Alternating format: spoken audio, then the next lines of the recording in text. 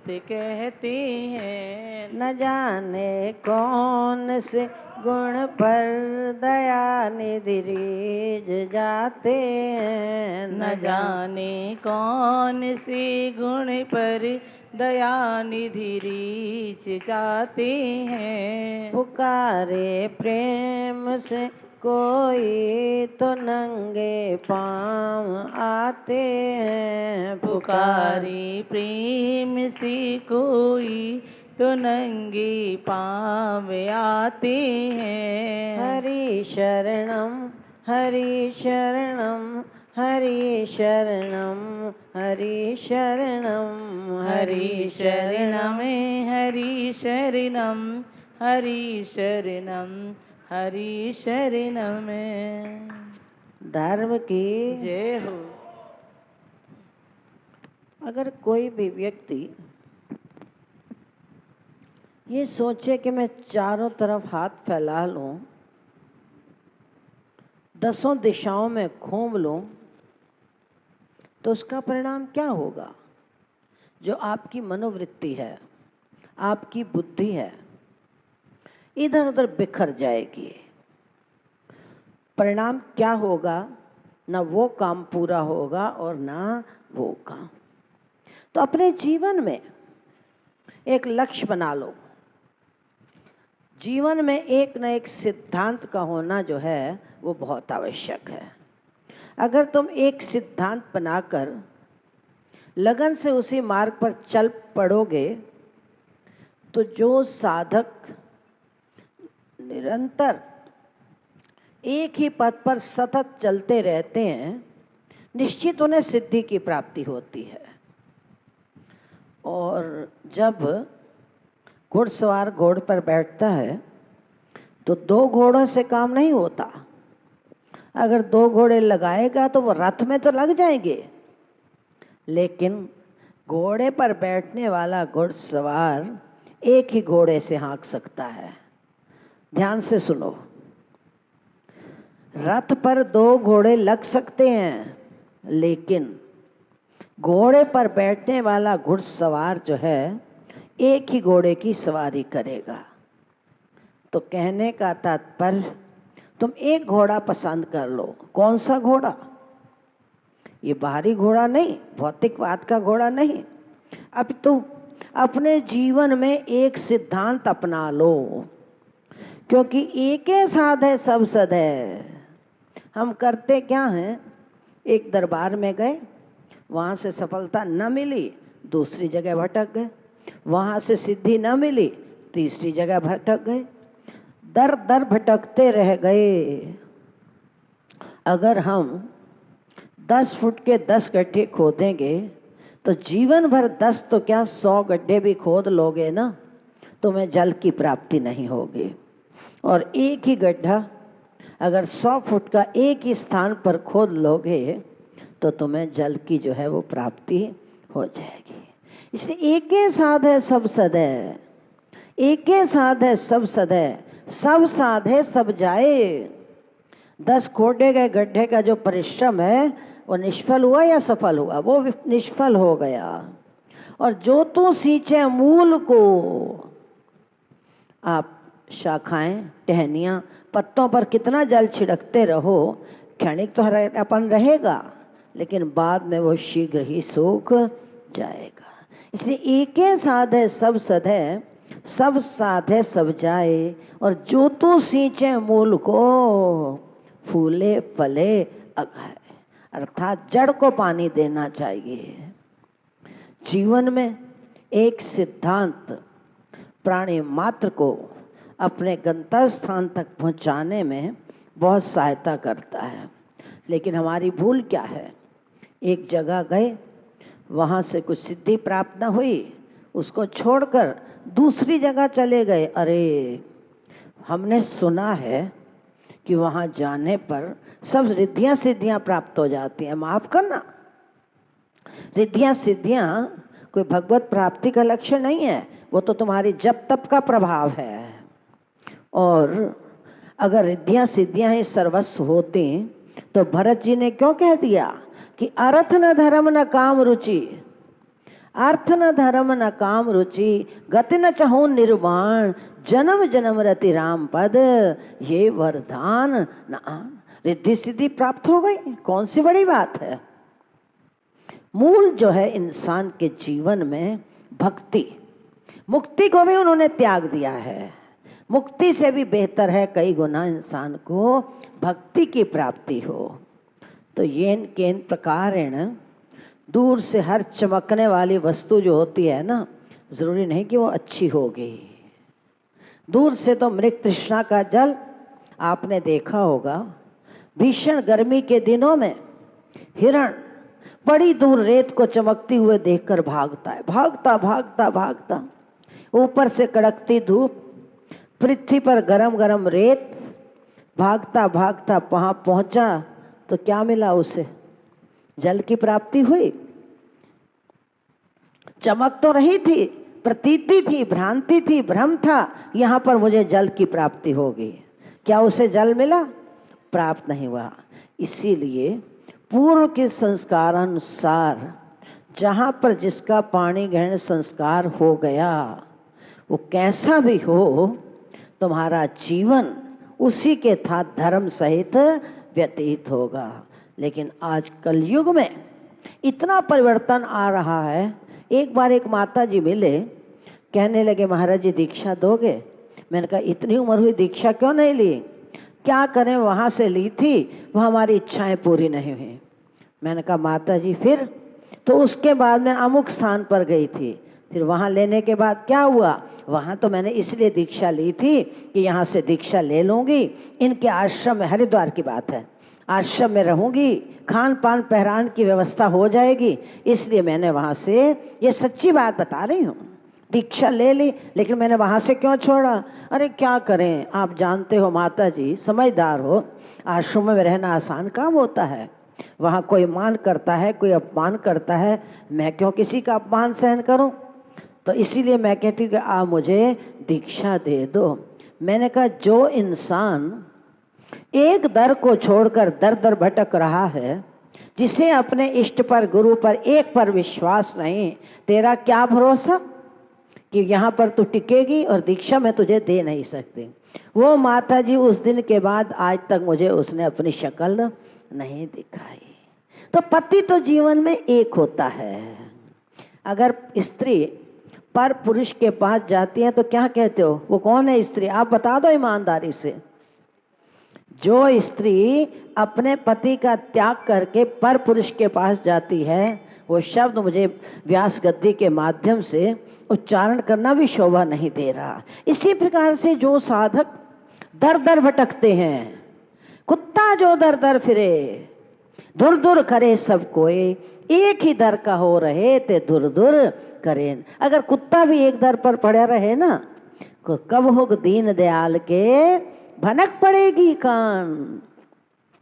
सेठ के द्वार पर एक कुत्ता भी पड़ा रहता है ना, तो कभी ना कभी सेठ के मन में दया आ ही जाती है। इसलिए अगर हम मूल को सींचते हैं तो वो वृक्ष सदैव हरा भरा रहता है, फलता फूलता रहता है। तो इसी प्रकार दो घनिष्ठ मित्र थे और एक ही गुरु से उन्होंने शिक्षा प्राप्त की। परस्पर दोनों का उठना बैठना, खाना पीना, सोना जागना, घनिष्ठ मित्रता होने के कारण दोनों एक दूसरे से विशेष प्रेम करते थे। श्री राम जय जय राम, श्री राम बोलो, श्री राम जय जय। तो उनमें से एक पुत्र मित्र अपने पिता के व्यापार में जुट गया और सतत उन्हीं का साथ देते देते एक बहुत अच्छा बिजनेसमैन बन गया। समय तेल धारा व तीव्र गति से भाग रहा है। समय कभी भी किसी की प्रतीक्षा नहीं करता, न तो समय इंतज़ार करता है और ना ही कभी समय किसी के साथ इकरार करता, न इकरार करता है न इंतज़ार करता है। आज तक समय ने किसी को इकरार किया कि मैं तेरे लिए रुक जाऊंगा? नहीं रुकता, क्योंकि विधि का एक अटल विधान है, एक सिद्धांत है।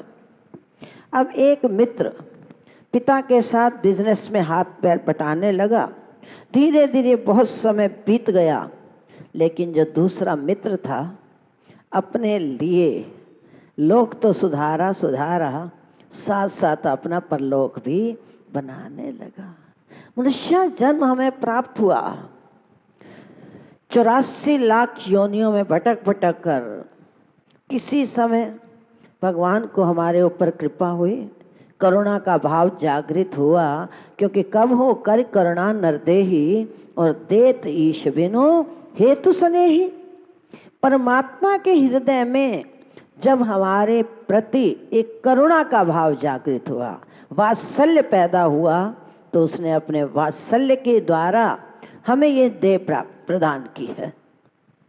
लेकिन हम सोचे कि हमारे पुण्यों का प्रताप है, तो संत कहते हैं कि खाली पुण्य ही नहीं है, पाप और पुण्य दोनों के मिलन से हमें ये देह प्राप्त हुई। पापों का भी दंड भोगेंगे और पुण्यों का भी फल हमें इस देह के द्वारा ही तो भोगना पड़ेगा। अगर पाप न होते तो हम मुक्त हो चुके थे। पाप और पुण्य दोनों हैं, तभी तो ये देह दी परमात्मा ने हमें। अब जो दूसरा मित्र था, किसी आश्रम में जाकर वेद शास्त्रों का अध्ययन करने लगा और भगवत भजन में अपना समय व्यतीत किया, ताकि मेरा लोक भी बने और मेरा परलोक भी सुधर जाए। बहुत वर्षों के बाद जब अपने गांव में आया लौटकर, तो उसके मन में एक संकल्प पैदा हुआ कि जो मेरा मित्र इतने वर्ष बीत गए, कम से कम मैं उसकी खबर तो लूं, पता तो करूं वो है कहाँ पर। खोज करते करते एक दिन वो अपने मित्र के पास पहुंच गया। इसीलिए कहते हैं कि 10 फुट के 10 गड्ढे मत खोदो, 100 फुट का एक ही गड्ढा खोद लो। खोज करते करते जब अपने मित्र को पास पहुंच गया, तो द्वारपाल खड़ा था। धन तो प्राप्त किया था, बहुत धन प्राप्त हो चुका था उसे। धन बहुत कुछ है, लेकिन धन ही सब कुछ नहीं है। धन को तराजू के एक पलड़े में रखो और किसी डॉक्टर से जाकर कहो कि डॉक्टर साहब, मैं पूरी प्रॉपर्टी तुम्हें दे देता हूँ, मुझे कुछ दिन का जीवन दे दो। दिन नहीं, घंटों का ही दे दो, मिनटों का ही दे दो। क्या डॉक्टर दे सकता है? नहीं दे सकता। अब जब मित्र के घर पहुंच गया, द्वारपाल खड़ा था। उसने कहा मैं मित्र से मिलना चाहता हूँ। तो उसने कहा अभी तो हमारे बाबूजी जो है ना पूजा गृह में, अभी वो आपको मिल नहीं सकते। मैंने कहा ठीक है, प्रतीक्षा करो। बैठ गया।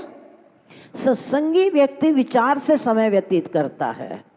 जो विवेकहीन मनुष्य होता है वो कभी विचार नहीं करता है, बस उसने जो सोच लिया वो करेगा करेगा, चाहे उसका परिणाम कैसा भी भयंकर हो। द्वार पर बैठा है, प्रतीक्षा कर रहा है। 1 घंटा बीता, पुनः संदेशा दिया। जाकर कहा आपके अमुक मित्र आए हैं। तो उसने इशारा किया कि अभी मैं बाहर नहीं आ सकता। जाकर अपने मित्र को द्वार पर उत्तर दिया कि अभी वो ब्रह्मा जी की पूजा कर रहे हैं। ठीक है, प्रतीक्षा कर लेता हूँ। ये होता है सच्चे मित्र का लक्षण। अपना स्वार्थमय जीवन यापन करना, इसका नाम सच्ची मित्रता नहीं है। अरे स्वार्थमय जीवन तो पशु पक्षी भी यापन कर रहे हैं। खाना पीना और सोना पशुओं का भी काम। मानव में बस एक गुण, जो जपे हरि का नाम। मित्र ने प्रतीक्षा की, पुनः संदेशा, वही उत्तर, अभी मेरे बाबूजी काली माता की पूजा कर रहे हैं। कुछ समय पहले ब्रह्मा जी की, उससे पहले भगवान शंकर की, अब पूजा कर रहे हैं माता रानी की। थोड़ी देर आपको अभी और प्रतीक्षा जो है वो करनी पड़ेगी। अब जो मित्र द्वार पर खड़ा था, क्षण प्रतिक्षण वो आश्चर्य बढ़ता जा रहा है। कुछ चिंतन किया और चौथी बार जब द्वारपाल को अंदर भेजा तो उसने कहा अब अभी जी पितरों का पूजन कर रहे हैं, अभी 1 घंटा आपको और प्रतीक्षा। उन्होंने कहा बहुत अच्छा। समझ गया वो कि इसकी जो मनोवृत्ति है, जो इसकी बुद्धि है, दर दर भटकने वाली है। भिन्न भिन्न देवी देवताओं की पूजा का इसका अर्थ ये नहीं होता कि तुम देवी देवताओं की पूजा ना करो। माँ विष्णु हृदय सम्राट प्रथम पातशाही गुरुदेव भगवान नवरात्रे के दिनों में माता रानी की पूजा, राम नवमी के ऊपर राम जी की पूजा, जन्माष्टमी के ऊपर भगवान कृष्ण की पूजा, और जब गुरु पूर्णिमा आती है तो गुरु नानक देव जी की पूजा। वो सबकी पूजा, सबको मानते रहे, लेकिन जो उनकी निष्ठा थी अपने इष्ट में, अपने गुरुदेव में, ये प्रथम पातशाही गुरुदेव भगवान के गुरु की प्रतिमा यहाँ पर विराजमान है। तो मित्र समझ गया कि अभी इसको वास्तविक तत्व का पूर्णतया बोध नहीं हुआ। अरे कभी किसी का पूजन, कभी समय आने पर सबका पूजन करो, लेकिन एक ही पूजा स्थल में बैठकर थोड़ी थोड़ी देर के लिए तो कभी किसी का बदलता जा रहा है। तो जब उनकी पूजा पूर्ण हुई, मित्र मिलकर बाहर आया। अब सोच रहा है कि मैं इसे कैसे समझाऊं, क्योंकि कुछ व्यक्ति जब बहुत बुद्धिमान होते हैं ना, वो तो सीधी भाषा को नहीं समझते, वो तर्क शास्त्र के अनुसार तर्क की बात को सुनते हैं, और तर्कवादी इंसान को समझाना जो है वो बहुत कठिन होता है। इसलिए शास्त्रों ने कहा कि भोले भाव मिले रघुराई, चतुराई ना चतुर्भुज पाई। निर्मल मन जन सो मोह पावा, और मोहे कपट छल छिद्र। भगवत प्राप्ति में, भक्ति पथ में कहीं भी क्यों किंतु परंतु का प्रश्न लगाने का अधिकार किसी को भी नहीं है। अगर हम भक्ति करते हैं, सच्ची भक्ति इसी का नाम है।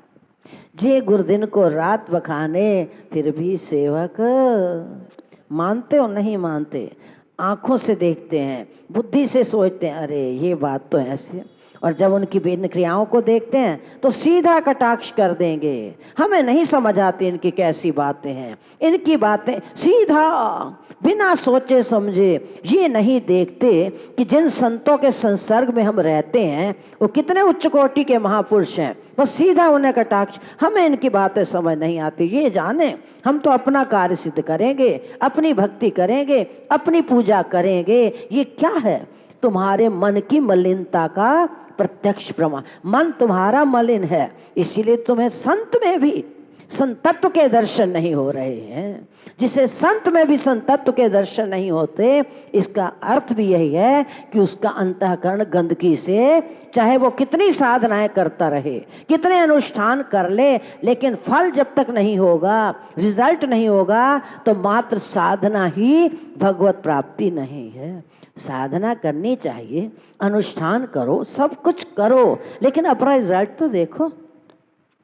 गौतम जी आगे आ जाओ। अपना रिजल्ट देखो, विद्यार्थी कितना पढ़ता है, कोई माता पिता ये नहीं देखते हैं। वो तो देखते हैं बच्चे का रिजल्ट क्या है, किसान कितना खेत में बीज बोता है, आज तक उसने ये नहीं देखा। अब आगे क्यों नहीं बैठते हो? वो तो ये देखता है कि इस बार मेरी फसल कितनी है। इसलिए ये मत देखो कि हम कितने जप तप कर रहे हैं, लंबे चौड़े अनुष्ठान करते हैं या नहीं करते। अब तो ये देखो कि तुम संत के संसर्ग में रहने के बाद भी तुम्हारी मनोवृत्ति क्या है, तुम्हारे मन में संत के प्रति कैसे विचार पैदा हो रहे हैं। उनकी क्रियाओं को देखकर, और संत भी बड़े नटखट होते हैं, वो सबको अपनी पहचान भी नहीं होने देते। वो तो ऐसा विलक्षण व्यवहार करते हैं, ऐसी भिन्न भिन्न क्रियाएं करते हैं, जिन्हें देखकर जो मंद बुद्धि जीव हैं वही भ्रमित होते हैं। लेकिन जिनके मन में पूर्ण विश्वास है, पूर्ण निष्ठा है, वो कभी भी टस से मस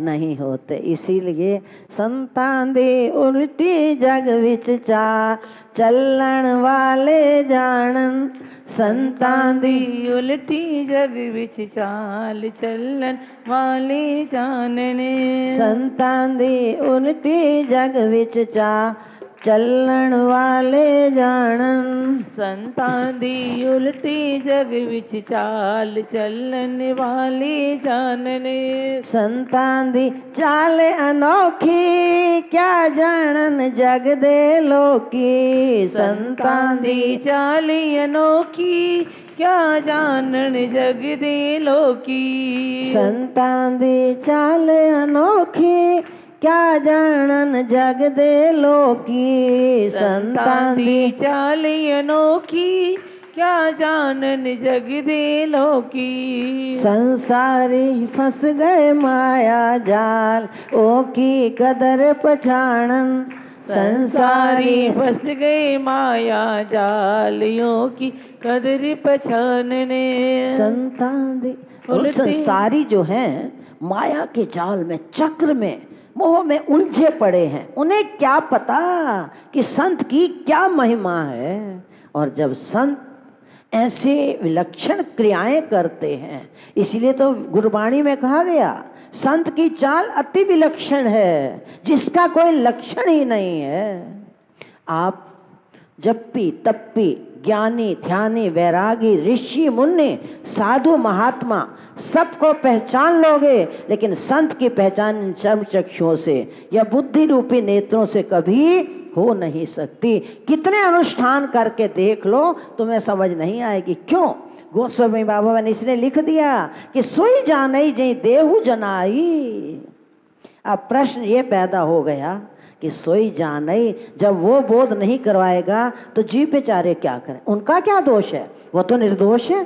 सोई जानई जई देहु जनाई, जब तक वो बोध नहीं करवाएगा तब तक हम पहचान नहीं सकते हैं। अब प्रश्न ये है, गलती फिर हमारी थोड़ी ना है। जब उन्होंने ही हमें बोध नहीं करवाया तो हमारा क्या दोष?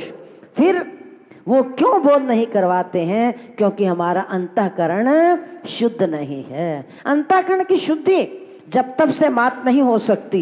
तुम सोचो कि हम जब तब ये अनुष्ठान करके शुद्ध कर लेंगे, बहुत लंबा रहा। करना चाहिए ये अर्थ मत लगा लेना कि हम जब तब न करें। अनुष्ठान करना, सब कुछ करें, करते हुए भी उस कर्म के बंधन में मत बंधो। अगर गुरु ने कह दिया एकादशी का व्रत है और ये रोटी का ग्रास खा लो तो तुम्हें कोई दोष नहीं होगा, लेकिन मुख्य वृत्ति मनोवृत्ति विचार हमारा गुरु के वचन में होना चाहिए। अरे भाई मेरे गुरु कह रहे हैं, लेकिन सावधान, जीवा इंद्रिय की तृप्ति के लिए अगर तुम खाओगे तो पाप के भागीदार बनोगे। अगर गुरु का आदेश है, तुम्हारी परीक्षा के लिए समझ आ जाती है कि मेरी जीवा इंद्रिय की पूर्ति हो रही है या मेरे गुरु मेरी परीक्षा ले रहे हैं। समझ भी तब आएगी जब तुम्हारा अंतःकरण पवित्र होगा। तो क्यों नहीं हम पर बोध करवाते? सोई जानई जे देहु जनाई, और जानत तुम्हें ही हो ही जाई। फिर बोध न करवाने का एकमात्र सबसे बड़ा कारण केवल यही है कि निर्मल मन जन सो मोह पावा, और मोहे कपट। अच्छा, हम सब कुछ कर लेंगे, कपट करेंगे, बात पूरी नहीं बताएंगे। महापुरुष कहते हैं मन की गति है, गलती हो गई तो क्या हो गया? इंसान गलती का ही तो पुतला है।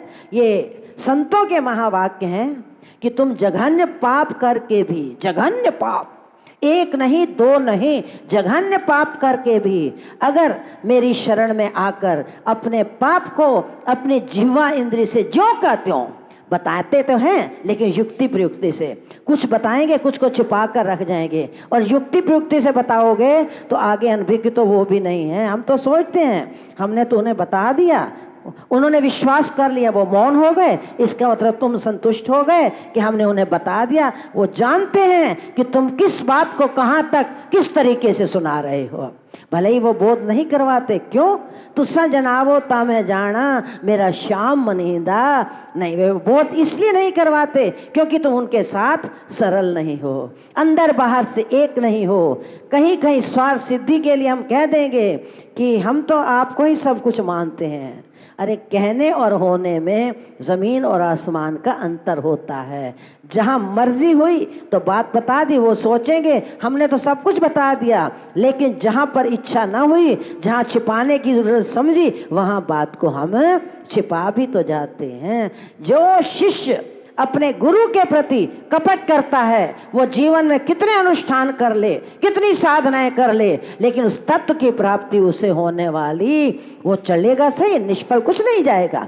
क्योंकि जिसने सब कुछ त्याग किया है, प्राप्ति होगी, बहुत कुछ मिलेगा, साधना का फल मिलेगा ही मिलेगा, लेकिन संत के प्रति किया गया अपराध भगवंत भी क्षमा नहीं करते हैं। किसी साधारण व्यक्ति का अपराध भी कर्म फल भोगना पड़ता है। इसलिए गोस्वामी बाबा ने लिख दिया कि जो अपराध भगत कर करई और राम रोष पावक सो जरई, भगवान की क्रोध रूपी अग्नि में वो जलकर खाक हो जाता है जो मेरे संत का अपराध करता है। इसलिए संत के प्रति प्रेम करो, सेवा करो, बहुत अच्छी बात है। अगर प्रेम या सेवा नहीं कर सकते तो उनसे 4 कदम दूर तो हो जाओ, लेकिन उनकी आलोचना मत करो। बड़े बड़े शास्त्रों में प्रमाण पाए गए हैं। इसलिए गुरबाणी में लिखा गया कि संत की महिमा वेद न जाने और जेता सुने तेता ही बखाने।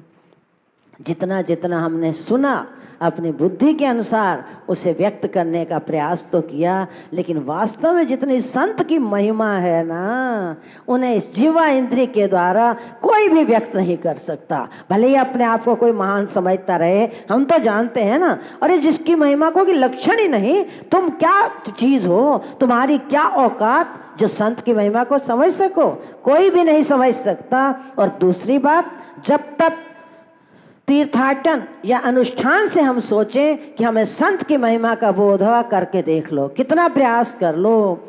जब संत हमें खुद अपनी कृपा करते हैं, जब वो बोध करवा देते हैं, सोई जाने जे देहु जनाई, जब उन्होंने बोध करवाया तो हमें प्राप्ति हो गई, अनुभव हुआ। लेकिन जो संत की पूरी पूरी महिमा है उसे तो दुनिया में कोई भी समझ, ऐसा शास्त्रों में कहा गया है, शास्त्रोक्त बात है, मन गढ़ंत कहानी नहीं है ये। अपने जीवन में सब कुछ करो, देवी देवताओं की उपासना भी करो, लेकिन उनमें उलझना मत सीखो। कर्म के अरे आज तो हमारे एकादशी व्रत है, हम कैसे आटे के पास जाएं, हम कैसे उनका भोजन पकाएं, ये चीजें तो उस समय तक होती हैं जब तक हम कुछ नहीं करते। जो बेचारे कुछ नहीं करते, संतों ने उनके लिए ये बातें लिखी गई हैं। जब तुम्हें इतना जीवन बीत गया साधना करते करते, तो ये देखो कि मेरे गुरु चाहते क्या है मुझसे। हम तो ये देखते हैं क्या करते हैं, अच्छा उसे प्रसाद अधिक दिया, मुझे तो कम दिया, उससे प्यार अधिक किया, मुझे, अरे भाई क्या पता तुम्हें वो किसे क्या देकर क्या ले लेंगे उससे। किसी को अपना बनाना पड़ता है, कोई अपना बन जाता है, लेकिन हम बुद्धिवान हैं, बुद्धि के स्तर पर महापुरुषों की तुलना कर रहे हैं। जो हमारी बुद्धि ने कह दिया, तर्क करने में भी कभी हम विचार नहीं करते कि वाद विवाद है विष्गना, बोले बहुत उपाद, मौन रहे सबकी सहित उसका मता अगाध। जो मौन रहता है, संत की बात को सहन करता है, वो एक ना एक दिन निखरता ही निखरता है। इसलिए महापुरुषों के समक्ष वाद विवाद करना जो है एक बहुत बड़ा अपराध है, और हम अधिकांश यही अपराध करते जा रहे हैं। हमें समझ भी नहीं आती कि जब इन अपराधों का दंड हमें भोगना पड़ेगा, फिर उस समय हमें कोई बचाने वाला भी नहीं है। क्योंकि परमात्मा को देते देर नहीं लगती, तो उसे लेने में भी देरी नहीं लगती। वो एक भी ना दे 10 भी हर ले, तो मूड़ा कहो कहा करे। वो तुम्हें एक भी ना दे और 10 भी छीन ले, तो क्या भगवान के ऊपर केस चलाओगे? चला सकते हो तो चलाकर देख लो।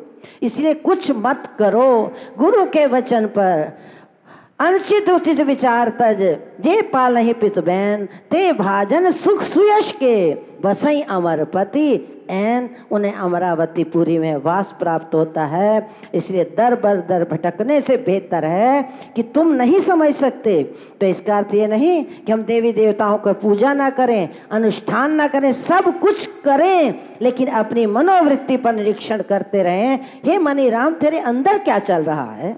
तेरे अंतस्तर में किसी के प्रति कितनी दूषित वासनाएं पनप रही हैं? साधना कम करो, ऐसे जरूरी नहीं है कि अधिक साधना करो, लंबी चौड़ी साधना करो। किसी भी शास्त्र में ऐसा उल्लेख नहीं कि अधिक। अगर ऐसा होता तो भक्त ये ना कहता भगवान को, अच्छा ये तो बताओ साधना से तूने किस किस को तारा, साधना से तूने किसको तारा? वो जब अपनी कृपा का द्वार खोलता है तो फिर वो ये नहीं देखता कि कौन पापात्मा है और कौन पुण्यात्मा है। इसीलिए कहते हैं मेरे प्रीतम दिया अद्भुत लीला नियारियां ने, मेरे सतगुरु दिया अद्भुत लीला नियारी। इसलिए उसकी जो लीला है बड़ी ही न्यारी है। वो रंक को राजा और राजा को रंक बना देता है, बशर्ते हम उसके आगे सरल बनकर रहें, सहज बनकर,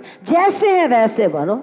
तुमने जघन्य पाप भी कर ली ना, जघन्य पाप, एक नहीं दो नहीं, लेकिन स्पष्ट और सत्य सत्य एक एक पाप को अपने गुरु के समक्ष प्रकट कर दो, फिर देखो कि वे तुम्हें किस प्रकार निष्पाप बनाएंगे। फिर वो एक तीर चलाते हैं, एक ही तीर मारेंगे, एक तीर मारकर न जाने कौन कौन से कार्य वो उसमें देखने में तो लगता है कि एक ही तीर है, लेकिन उसमें अनेकों कार्यों की वो सिद्धि अपनी कर लेते हैं और किसी को समझ भी नहीं आती है। इसलिए संत के संसर्ग में आकर जो व्यक्ति जितना अधिक सरल बनकर रहेगा, अपने पाप और पुण्य को, अच्छी बातें तो बताएंगे, हमारा जी सोचेंगे कितना अच्छा है ये, बस इतना जरूर कह देंगे कि मैं पतित हूँ, मैं अधम हूँ, मैं निकृष्ट हूँ, मैं गुणहीन हूँ। और अगर गुरुदेव छोटी सी भी तुम्हारी परीक्षा ले लेंगे ना, उस समय छोड़ो इनको, क्या इनके साथ वास्ता, हम अपनी साधना में लगेंगे।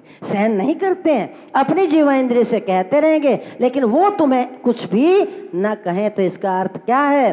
तुम्हारी वाणी नहीं बोलती, तुम्हारा अहंकार बोलता है। और जो व्यक्ति जितना अधिक अहंकारी होगा वही इस प्रकार अपशब्द कहेगा।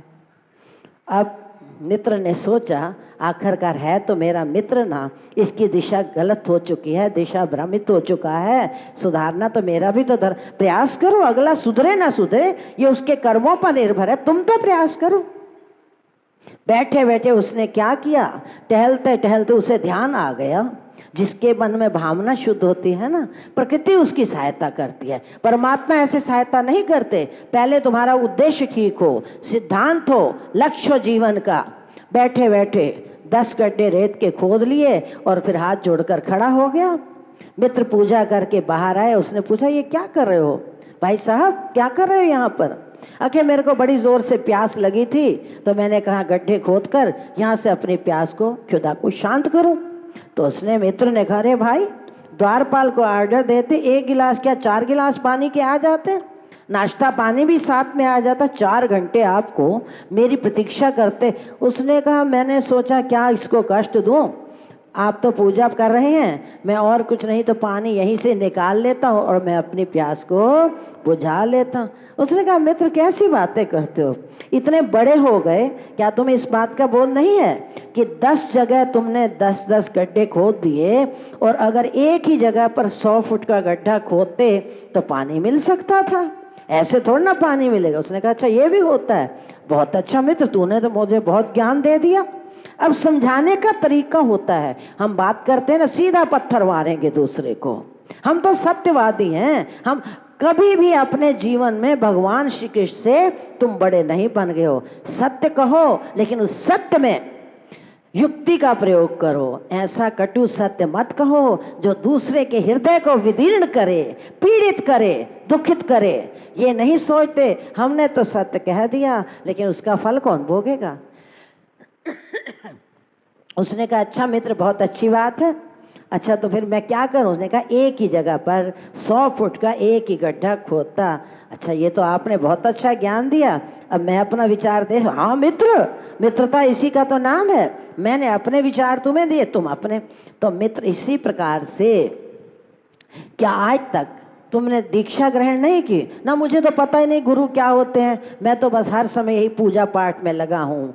तो उन्होंने मित्र ने समझाया अरे भाई तुम एक गुरु की पूजा करो, उसके साथ साथ समय आने पर सबको मनाओ लेकिन विश्वास अपने एक गुरु में बनाओ। पूजा सबकी खंडन। द्वार पर अगर साधारण से साधारण साधु भी, कल कोई संत बता रहे थे कि द्वार पर कोई भिक्षुक भी आ जाए, तुम जानते भी नहीं हो, बस उसे इतना कहते हो आओ बैठो भाई साहब पानी पियो, अंदर मत बुलाओ। आजकल बड़ा खतरनाक समय आ चुका है, वहीं पर बैठे बैठे उसे जल पिला दो, कुछ दे सकते हो तो दे दो, नहीं तो प्यार से दो हाथ जोड़कर उसे वहां से विदा कर दो। लेकिन हम ये भी नहीं करते, कटु वचनों से उसे तिरस्कृत कर देंगे, भिखमंगा भाग जाए यहाँ से। अरे क्या पता आज वो भिखमंगा है, कल तुम्हें भगवान भिखमंगा बना दे, क्या केस करोगे परमात्मा के ऊपर? इसलिए सदा अपने जीवन में परमात्मा से डर कर रहो, अपने आप को त्यागी मत समझो, अपने आप को महात्मा की उपाधि मत दो। हम तो बहुत बड़े महात्मा बन गए हैं, हमने तो संसार का अरे क्या पता परमात्मा की कृपा किस समय किसके ऊपर किस रूप में बरस जाएगी। इस मिथ्या अभिमान से बचकर रहो। तो अगर भाई साहब अब तक तुमने दीक्षा धारण नहीं की है तो दीक्षा ग्रहण करो और अपने गुरु पर विश्वास रखो। सब संत आँखें सिर पर मेरे, श्री सतगुरु जी दिल भर मेरे। सब संत अखी सिर पर मेरे, श्री सतगुरु जी दिल भर मेरे। सब संत आँखें सिर पर मेरे, श्री सतगुरु जी दिल भर मेरे। तो सब संतों की पूजा करो, लेकिन निष्ठा और विश्वास एकमात्र अपने गुरु पर बनाए रखो। फिर देखो कि तुम्हें साधना करनी नहीं पड़ेगी, तुम्हारी साधना उस साध्य को करनी पड़ेगी। तुमने कितने पाप किए हो, फिर वो ही तुम्हें पावन बनाएगा, उसे बनाना पड़ेगा, अवश्य बनाएगा, बशर्ते हम अंदर बाहर से एक होकर उसके बने रहें और हर बात को, भली को बुरी को, खोटी को खरी हो, कैसी भी हो, सरल सरल अंदर बाहर से एक बनकर अपने गुरुदेव से सारा पाप व्यक्त करें। फिर वो सोचते हैं कि ऐसे पतित साधक को कहीं दूर जाने की आवश्यकता नहीं, मैं अपना प्रत्यक्ष प्रमाण दे रही हूँ। कितने पाप, फिर भी गुरुदेव ने अपने अहत की कृपा से दरबार में चरण और शरण दी, और किस प्रकार उन्होंने साधना की वो तो हमें पता भी नहीं है। लेकिन इतना विश्वास यही रहा कि जो मेरे गुरु करेंगे उसी में छिपी हुई भलाई है। प्रत्यक्ष दिखाई दे ना दे, लेकिन उसमें छिपी हुई भलाई जो है वो अवश्य होती है।